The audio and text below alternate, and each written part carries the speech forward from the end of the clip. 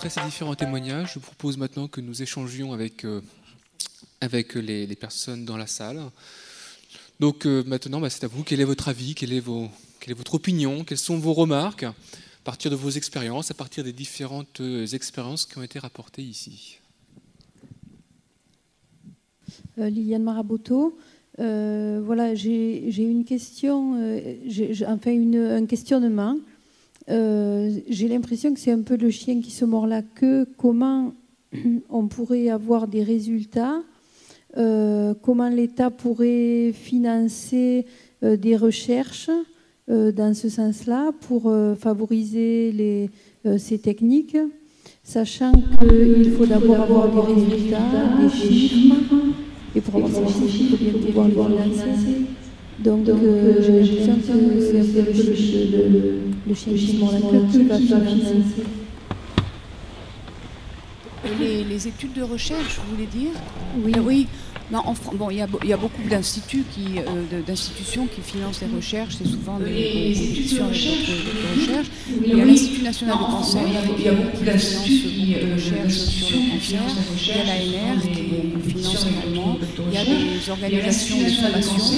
qui finance beaucoup de recherche sur le cancer. Il y a l'ANR qui finance également. Il y a des organisations de formation qui financent cette recherche. Il y a l'ANR, Marie-Christine qui finance présenté les organisations de formation Fund. Il y a pas mal d'institutions. Le problème, c'est que souvent, comme je mentionnais, sur ces différents dossiers, c'est des coûts assez importants.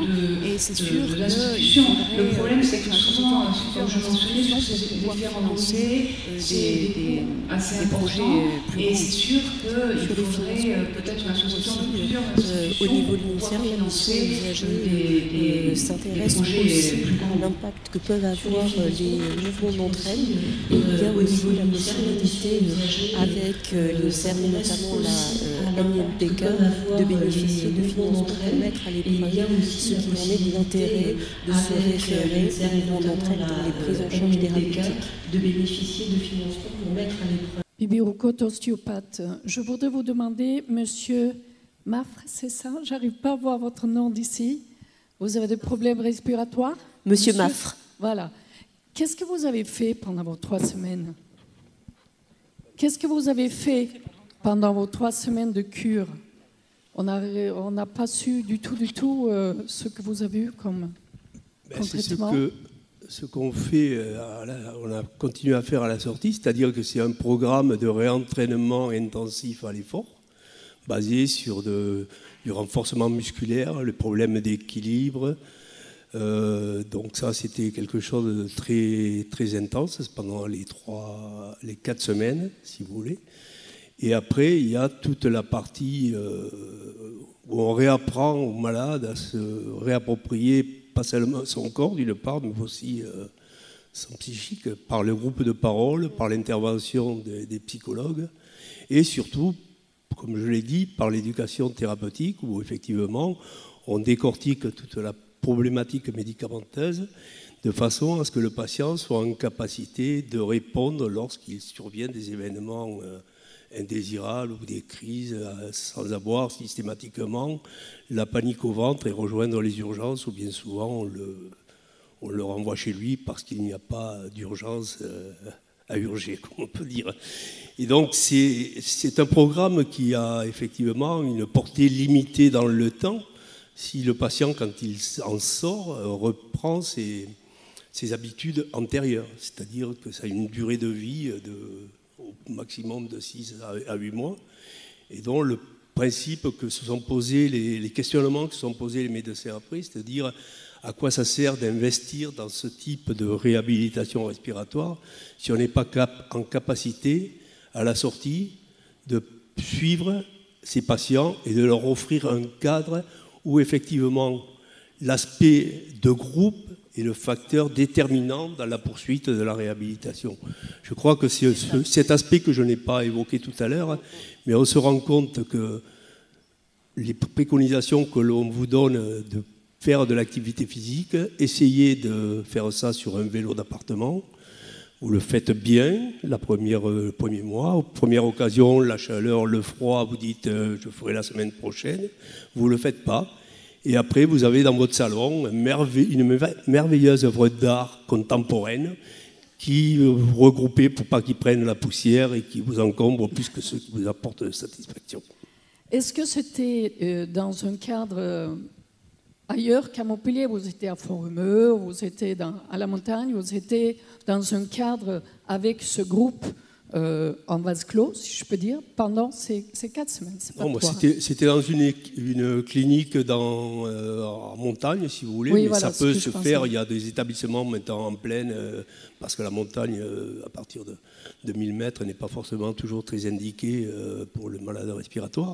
C'est vraiment une pratique qui est en train de se développer pour les maladies respiratoires, mais pour d'autres types de pathologies, et qui tend à se rapprocher des lieux de vie des patients pour éviter les inconvénients que les séjours loin de chez soi peuvent poser aux malades chroniques. Oui, vous étiez donc dans l'ambiance 24 heures sur 24, si je peux dire. Vous étiez dans l'ambiance dans 24 heures sur 24, pendant tout le temps. Oui, il y a cet aspect-là, effectivement, qui fait que l'efficacité vient de la façon intensive dont on est pris en charge. Et à la sortie, nous, on ne peut pas proposer la même intensité, mais on le compense par l'effet de groupe. Quand on n'a pas envie, si vous voulez, d'aller faire une activité, on se dit que peut-être les autres malades vont être là, vont se poser des questions, et on y va, des fois, pas pour nous, et on découvre le plaisir après, mais parce que les autres comptent sur nous, et que cet effet d'entraînement est quelque chose de bénéfique, et qui vous aide aussi, au-delà de la pratique physique, à vous reconstruire sur le plan moral, parce que rien ne vaut l'expérience et la parole de notre malade. On l'écoute plus facilement et on la croit plus facilement que emmagasiner des termes techniques qui sont souvent débités par votre médecin. Ça évolue aujourd'hui. Est-ce que ceci était remboursé par la Sécurité sociale? Oui, bien sûr, tout ce sont était des pris en prises en charge. charge qui Oui, sont c'est remboursées par la Sécurité une hospitalisation. Une réhabilitation en centre, c'est pas une cure thermale. Même si je n'ai rien à dire contre les cures thermales, c'est une véritable hospitalisation. C'est pas un centre de vacances pour malades chroniques. Okay. C'est pour ça que quand je suis sorti de là, effectivement, si je peux m'éviter de retourner à l'hôpital, j'y ai passé des mois et des mois, et je pense que de ce point de vue-là, j'ai gagné le paradis. Ça fait combien de temps que vous l'avez fait, là? 11 ans. Tout le mois de janvier 2004. Et vous l'avez fait une fois? Une fois, et j'espère ne pas vraiment le bienfait. J'espère ne pas y retourner. Et j'ai eu la chance aussi de comprendre et de mettre au placard toutes les pratiques erratiques en matière de suivi des traitements. Ça aussi, c'est quelque chose, quand on n'est pas encadré et que la maladie chronique vous gagne, qui fait plus de mal parce qu'on croit qu'on va exister en s'affranchissant du médicament. Si je peux vous donner une image que j'emploie souvent, c'est que jusqu'à il n'y a pas longtemps, le malade chronique, c'était un skieur de fond. Il avait 2 raies devant lui. D'un côté, c'était les interdictions, de l'autre côté, les obligations. Et il fallait qu'il trace sa route comme ça. Aujourd'hui, comme dans le ski de fond, on lui autorise à faire le pas du patineur. Ça offre beaucoup plus de plaisir. Super. Merci beaucoup. Oui, je voulais juste ajouter, répéter ce que j'avais dit, c'est que justement pour la prise en charge des maladies chroniques, il y a beaucoup de données et d'essais randomisés qui ont prouvé l'efficacité de ce traitement et des études économiques qui ont montré aussi l'avantage économique de ce suivi et de cet accompagnement des patients. Donc ça c'est ce qu'il faudrait qu'on puisse faire pour beaucoup d'autres maladies et qui nous permettrait finalement justement d'avoir les soins adéquats pour tous les patients.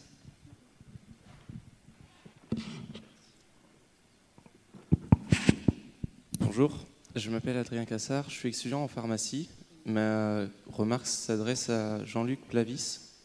Par rapport aux 2% de pharmaciens dont vous avez spécifié, dont vous avez parlé tout à l'heure, en fait, dans les études de pharmacie, il y a très peu souvent mentionné toutes ces interventions non médicamenteuses. Donc c'est peut-être la réponse que vous attendiez.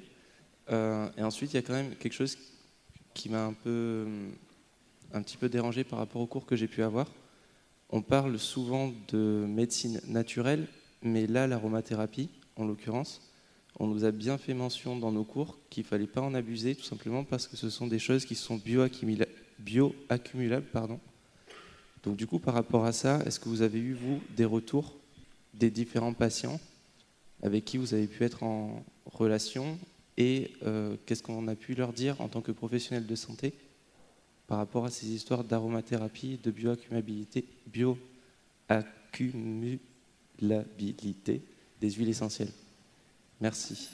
Je vous avoue que je n'ai pas très bien tout entendu, mais oui, c'est vrai que les pharmaciens, alors, même s'ils vendent un certain nombre des fois de gélules liées aux plantes, etc., où ils vendent de l'homéopathie aussi, mais c'est vrai que ce n'est pas forcément quelque chose qu'ils conseillent forcément un petit peu aux personnes qui viennent les voir, parce que généralement les gens viennent avec une prescription du médecin, et voilà, donc on dirait que c'est pas, j'allais dire, c'est pas forcément dans leur culture, et qu'il y a certainement un gros travail à faire là-dessus.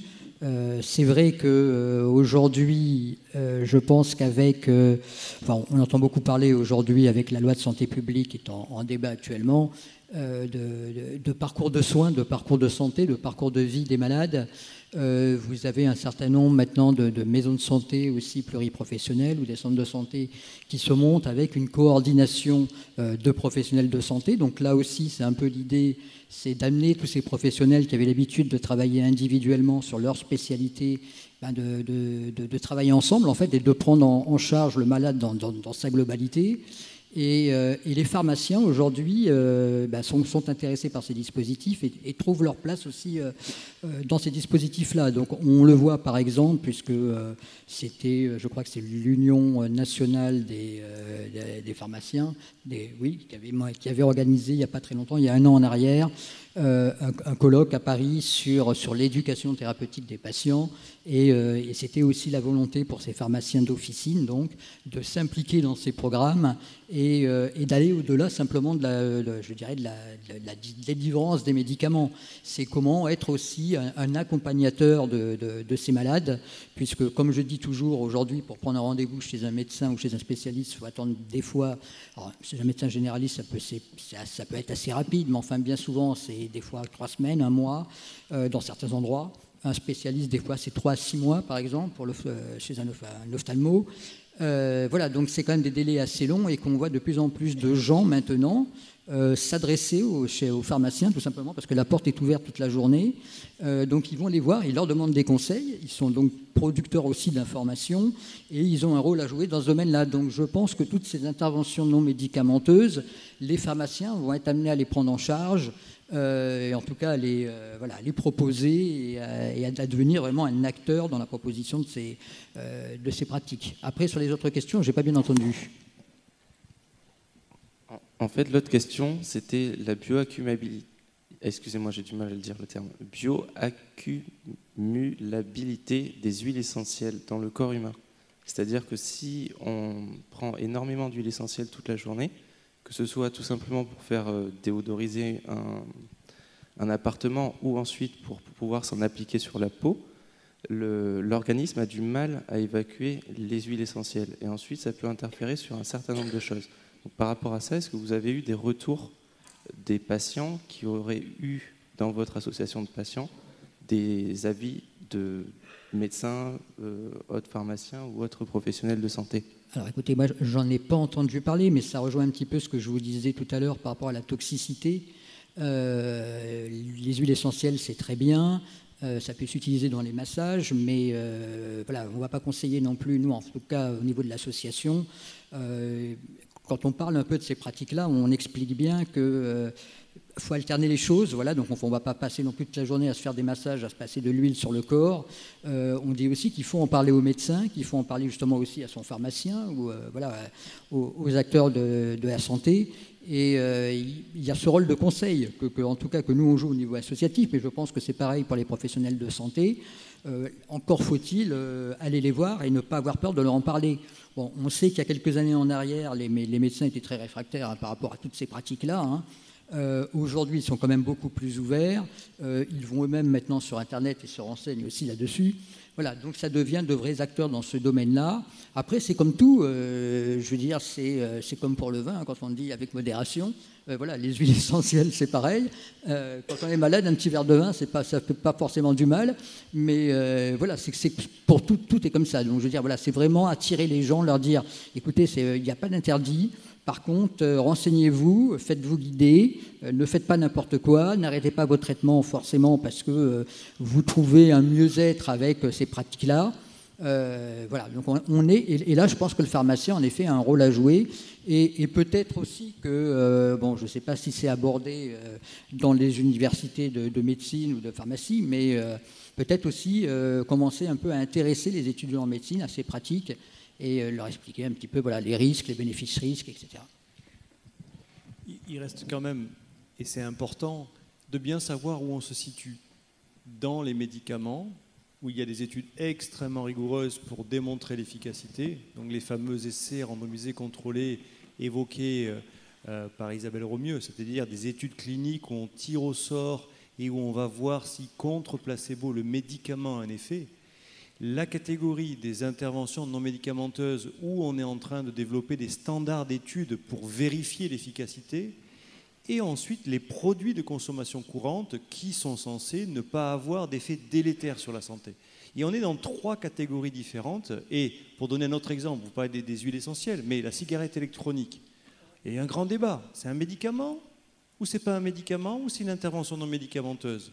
L'Europe a choisi d'en faire un produit culturel, un produit de consommation courante, avec les conséquences que ça va pouvoir avoir peut-être sur les générations futures, simplement parce qu'on n'a pas fait d'études cliniques. C'est une vraie question. Pour les huiles essentielles, aujourd'hui, la réglementation n'est pas claire et on est également dans le produit de consommation courante. Mais évidemment, Isabelle répondra mieux que moi sur les données de la littérature, mais il n'y en a probablement pas, parce qu'on est dans le produit de consommation courante sur lequel il n'a pas potentiellement d'effet sur la santé. En revanche, lorsqu'on est dans les interventions non médicamenteuses, il doit y avoir par définition des preuves d'efficacité de ces interventions, comme Francis Maffre l'a évoqué, sur des programmes d'activité physique, sur lesquels non seulement on a démontré des bénéfices sur la santé, mais pour répondre aussi à la question sur l'économie, non seulement on bénéficie à la qualité de vie, non seulement les patients peuvent parfois reprendre une activité sociale, culturelle, associative, pourquoi pas professionnelle, mais, élément encore plus important, on peut arriver à faire des économies, notamment d'hospitalisation non programmée, tout en payant des spécialistes de l'activité physique adaptée, tout en payant des infirmières qui vont faire l'éducation thérapeutique, tout en payant des psychologues spécialisés sur cette maladie chronique. Je pense que vraiment on est à un tournant là. Et on est à un tournant sur lequel il y a une méthodologie à attraper et à standardiser dans les années qui viennent sur ces interventions non médicamenteuses. En revanche, sur le produit de consommation courante, mais laissons faire, puisque chacun a le droit de consommer comme il veut quand on est dans une activité culturelle, purement culturelle. C'est vraiment 3 catégories bien différentes. Bonsoir. Je voudrais apporter juste un témoignage sur mon témoignage personnel. Et il y a 20 ans, j'ai été opérée d'un cancer du sein. Et après mon opération et après les traitements qui a eu lieu de faire, évidemment, et une bonne dépression parce qu'on ne comprend pas pourquoi ça nous arrive, évidemment. J'ai découvert, grâce à des amis, la pratique du Qigong, qui est une médecine énergétique chinoise qui fait partie de la médecine traditionnelle chinoise. Et pour moi, ça a été une révélation. Et je pense que ça m'a permis de me soigner et de prendre un autre chemin dans ma vie. Parce que quand on a été confronté à cette maladie, la question qui est posée, c'est, malgré les traitements bien sûr, la question c'est est-ce que tu veux vivre ou est-ce que tu veux mourir? Et à partir de là, j'ai décidé de vivre et le Qigong m'a beaucoup aidé. Et donc depuis 20 ans maintenant, je continue à pratiquer toutes les semaines et même tous les jours. Et c'est une pratique, je pense, qui est vraiment dans les interventions non médicamenteuses, qui permet de découvrir son corps et de le voir dans sa globalité et pas par morceaux, comme je pense, c'est personnel bien sûr, comme souvent la médecine le voit, l'appréhende.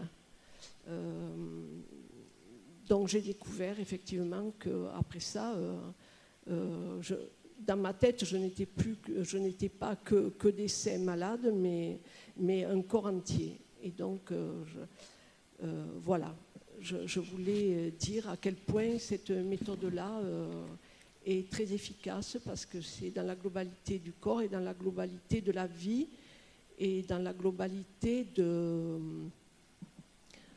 ce que l'on est par rapport à notre environnement. Voilà. Donc j'ai associé ça à la méditation, et là je fais un raccourci dans les années. Ce sont des méthodes qui m'ont beaucoup aidé dans la suite de ma vie, parce que j'ai dû accompagner quelques années plus tard quelqu'un dans la maladie, et heureusement que j'ai eu ces deux méthodes-là qui m'ont permis d'être forte et d'être sur mes jambes pour accompagner pendant de très très nombreux mois quelqu'un qui m'était très proche et que j'ai accompagné jusqu'à la fin. Et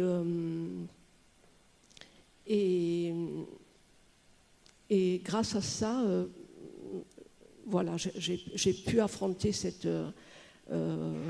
difficultés, parce que, pour en revenir à ce que disait monsieur tout à fait au début, lorsqu'il a commencé à parler, moi j'ai trouvé que nous n'étions pas beaucoup accompagnés dans le milieu hospitalier, ni par les médecins, ni par les psychologues qui ont été totalement absents. Et c'est vrai que quand on repart de l'hôpital en sachant qu'il n'y a plus rien du tout, on n'est pas accompagné, on repart tout seul, avec sa peine, son chagrin, et il n'y a personne qui vous tient la main. Et heureusement que j'ai eu ces méthodes-là. Voilà, merci beaucoup de votre écoute. Je pense qu'il faut quand même dire que depuis 20 ans, les évolutions sont quand même assez significatives, avec notamment Gilles Romieux, Pierre Sénès, si on ne peut parler que du centre anti-cancer de Montpellier. Il y a quand même l'idée que les soins de support aujourd'hui sont en train de compléter les traitements, dans l'esprit qu'il faut absolument que des chirurgies, des radiothérapies ou des chimiothérapies traitent la cellule, traitent la tumeur, traitent l'organe. Et évidemment, c'est absolument indispensable. Mais en même temps, il y a des soins, qu'on appelle des soins de support, qui aussi, c'est un jeu de mots, mais imposent à prendre soin de soi-même. Et en fait, prendre soin de soi, c'est simplement réfléchir à sa globalité, à soi, comme vous l'avez très bien dit, madame, sur ces pratiques où clairement on s'écoute, on se réécoute, et peut-être qu'on va changer un certain nombre d'éléments de son style de vie, quid de l'alimentation, comme l'a évoqué Isabelle, mais également sur l'activité physique, mais également presque sur la perception même de sa vie et de sa maladie, comme l'a très bien dit Francis Maffre, sur peut-être des changements qui ont l'air modestes et tout petits, mais parce qu'on prend soin de soi, potentiellement ça peut avoir des effets. Et les interventions non médicamenteuses, c'est bien là, c'est de définir lesquelles vont être plutôt bonnes pour telle catégorie de personnes et peut-être moins bonnes pour ces catégories, ou d'autres vont être meilleures. Et là, pour l'instant, on n'est que sur des disciplines, l'activité physique au sens général, la nutrition au sens général, mais peut-être qu'il va y avoir de plus en plus de connaissances pour aller dans l'individualisation, donc des stratégies qui vont être plus optimisées pour telle ou telle personne, parce que si vous vivez à Font-Romeu ou si vous vivez à Palavas, vous n'avez pas nécessairement la même météo, parce que vous avez des modes alimentaires qui sont différents. Il y a beaucoup de choses à faire pour personnaliser probablement ces interventions non médicamenteuses. Oui, merci Grégory. Je pense que votre témoignage est très important. Et d'ailleurs, en fait, je ne connais pas très bien en France comment ça s'est développé, mais aux États-Unis et au Canada, il y a pas mal de centres de support qui sont attachés au centre anticancéreux, justement, où on offre des tas de thérapeutiques alternatives, dont le yoga, ou justement la médecine chinoise, ou la gymnastique chinoise, ou de la psychothérapie adaptée. Mais malheureusement, il nous manque... les patients se sentent mieux, et je pense que c'est très bien que ces activités soient développées, mais de façon à pouvoir généraliser ces procès, il faudrait qu'on ait plus de données scientifiques de ces interventions et donc pouvoir faire des études scientifiques poussées. Je voulais vous poser une question par rapport aux essais cliniques. Les essais cliniques sont extrêmement encadrés. Il y a la protection de l'intégrité de la personne, la protection des données, l'anonymisation des données. Quid par rapport aux interventions non médicamenteuses et aux études qui vont avec, notamment en termes d'ontologie, en termes de récupération de données, de big data. Je pense que ça aussi, c'est des choses à prendre en compte, et notamment par rapport à l'utilisation de ces données, puisqu'on a vu des dérives par rapport à des assurances ou par rapport à des banques qui refusaient à la suite d'une maladie qu'il y ait un emprunt, qu'il y ait une assurance. Oui, c'est un point essentiel. Et il faut qu'on emploie les bons mots pour qu'on ne se trompe pas. Et merci de poser ce genre de questions sur des questions d'éthique. Il y a 3 choses. La première, c'est on se pose tous peut-être la question de l'efficacité d'un programme. Et donc tout le monde essaye des choses. Et il est important que le savoir ancestral de médecins, d'experts, se transmet de façon orale. Et ça, c'est indispensable d'avoir ce savoir-faire qui soit transmis. C'est une première étape. La deuxième étape, c'est interroger les chercheurs en disant il faut prouver l'efficacité parce que le décideur, parce qu'une mutuelle, parce que le ministère de la Santé veut des preuves. Et là, on met en place ce que Isabelle et ce que vous avez tous dit, des essais cliniques très réglementés, sur lequel les données sont sécurisées, anonymisées et sur lequel il y a une hyper-surveillance de ce qui est fait. Bien, on va prouver, ça marche pas, ça améliore la santé, ça améliore la participation sociale, le retour au travail, etc. On est très réglementé. Et le troisième point, c'est on veut continuer à surveiller les patients pour regarder, grâce au big data, si on va confirmer quelque chose dans le après. Et là, c'est un autre problème qui n'est plus de l'ordre de ce congrès, qui est on réfléchit aux méthodologies de démonstration de l'efficacité des interventions non médicamenteuses. On est, si vous voulez, sur...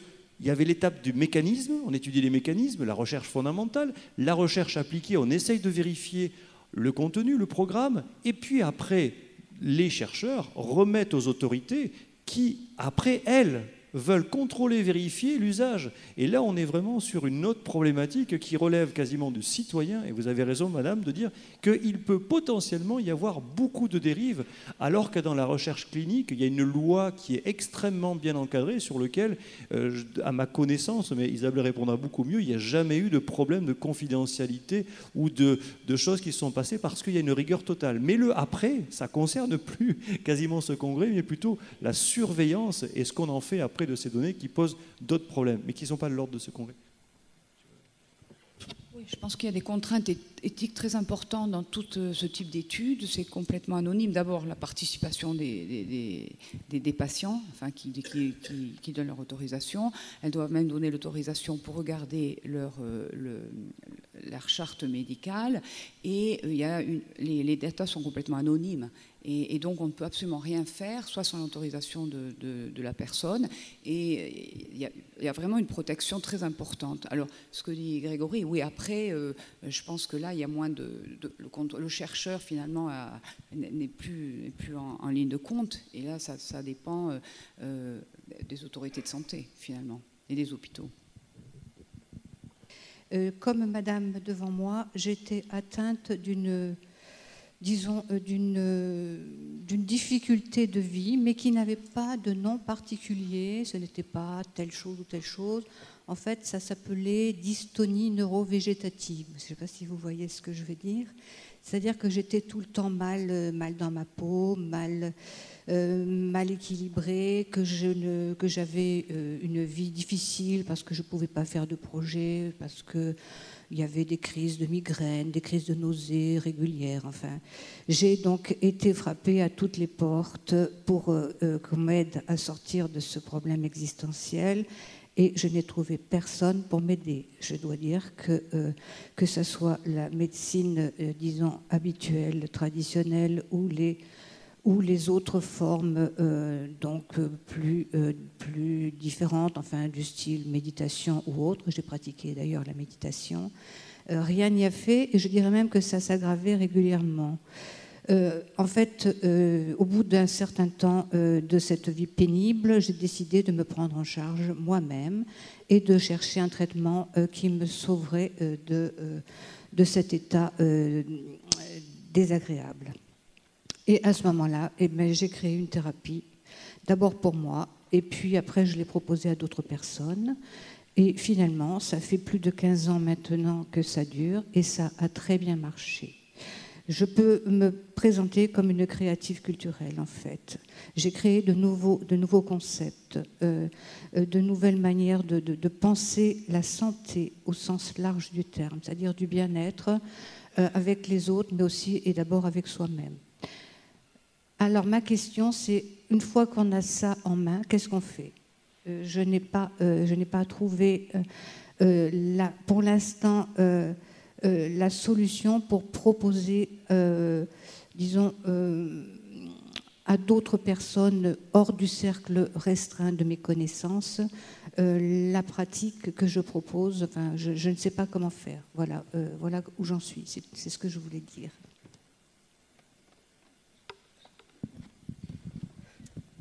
Je sais pas, moi je pense que le témoignage que vous avez apporté sur l'expérience de ce qu'a pu être votre maladie et la nécessité de pouvoir transmettre autour de cette expérience-là, ça a été aussi un moyen de fédérer autour de vous tout un ensemble de personnes qui se sont retrouvées dans le vécu qui a été le vôtre de cette expérience difficile. Ça a été l'objectif de votre témoignage, il me semble. Je crois effectivement que la grande force, quand on arrive à sortir pas de la maladie, parce qu'on n'en sort pas, mais de cette période de doute, d'abandon et autres, c'est qu'effectivement, on a retrouvé une autre énergie, une autre envie de faire partager ce que l'on vient de vivre, et de transmettre non pas un savoir, parce que chaque patient va réagir avec ses problèmes qui sont différents. Il n'y a pas un malade unique, on a chacun. Mais je crois que la force du groupe, quand on arrive à constituer un groupe, c'est quelque chose de phénoménal. Il y a un patient, et d'ailleurs il est dans la salle, qui dit « Mais moi je suis devenu accro. Le groupe, le programme, c'est ma drogue. Je ne peux plus m'en passer. » Et ça, je crois que ce n'est pas quantifiable, mais c'est une force qui permet de se transcender et d'aller au-delà de la douleur, au-delà de la maladie.